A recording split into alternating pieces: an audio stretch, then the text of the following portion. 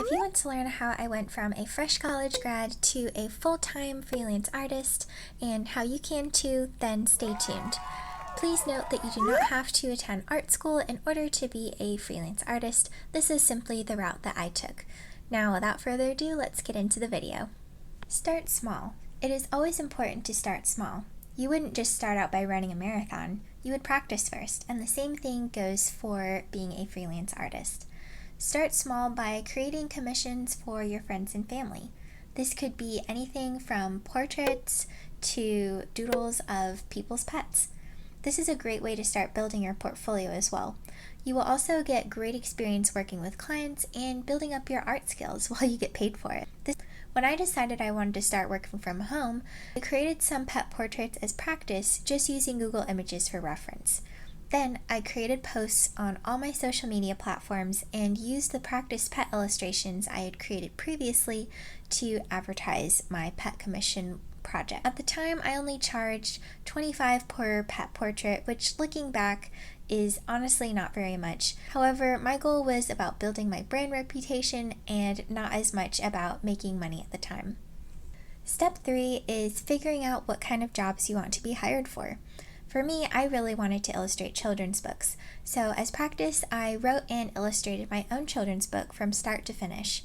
This really helped me not only to confirm that I enjoyed illustrating children's books, but it provided a great portfolio piece and it proved to my future clients that I was capable of illustrating a successful children's book. If you don't want to go through the whole process of writing and illustrating, try teaming up with someone. Maybe have them write the book and you illustrate it. Then you can publish it together and split the profits. But your main goal here honestly should be building a portfolio piece that you are proud of and that you can show to your clients. This can apply to any kind of art you want to create. Say you want to create characters for video games. Do as much research as you can about previous video game characters. Study different video games and then create your own character based off of your research. Make sure that you are not copying other people's work. If you don't have any original character designs, then try taking a story from the public domain, such as Alice in Wonderland, and creating your own characters inspired by those characters. Make sure you are using the copyright-free version and not the Disney version, which is not copyright-free. Then post your characters to your portfolio, and that way you can show potential clients what you are capable of. I have found that clients really enjoy seeing proof that you can do something they are looking for. They usually don't want to pay you for something that you have never done. Step 4 is to sign up for a website like Upwork or Fiverr. I personally have not used Fiverr, so I cannot speak to that. I really recommend Upwork because there are so many art jobs that beginners and industry professionals can apply for. You can also create a portfolio on their website and showcase your work. This would also be a good place to post those pet commissions that you've been working on previously. Once you have completed your profile, you can start applying to as many jobs on Upwork that you are interested in.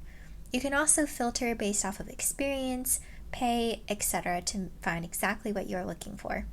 Make sure that the client is verified and that they agree to pay you.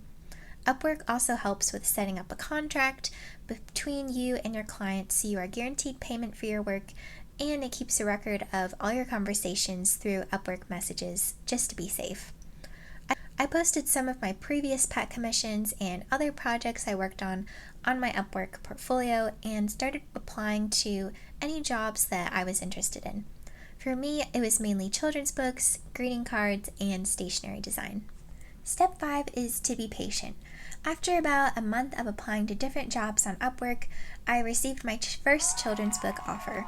I really made sure to listen to my client and make sure that they were happy and felt involved throughout the whole process. If you want me to go into detail about how I approach working with clients, let me know in the comments and I will make a separate video about it. Strong client base, and now my clients end up coming back again and again for more work. Keep in mind that growth takes time and it really differs from person to person, depending on how experienced you are as an artist and how much time you are able to dedicate to this whole process of finding and creating work. However, just like anything else, the more you stick with it, the more you practice, the more you will improve, and the more jobs will come your way. You will also learn what jobs you enjoy and which ones you don't. I usually said yes to every job offer I received in the beginning, but now I only accept the ones that I know I will enjoy. This also comes with time, and once you get a lot of practice in, you'll learn what jobs that you are a good fit for and which ones you are not. You will also learn which jobs you actually enjoy as opposed to which jobs you are doing simply for the money. I do work with other companies outside of Upwork who have found me through my social media websites or word of mouth. I also have started selling my art in person at pop-up events and around my hometown, which has been very exciting. Let me know in the comments if you want another video in more detail about how I go about selling my own stickers, prints, etc. Thank you so much for joining me today, and let me know if you have any questions. I am always happy to share my art journey, and I wish you all the best in your art career. Remember to be kind to yourself, and please like and subscribe.